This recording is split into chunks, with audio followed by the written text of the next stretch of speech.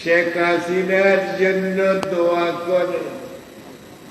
শেখ হাসিনা, আমরা দোয়া করতেছি, আমাদেরকে বিরাট উপকার করেছেন উনি।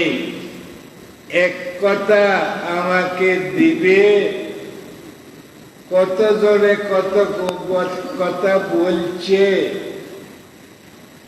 ওদিকে লক্ষ্য করেন নাই।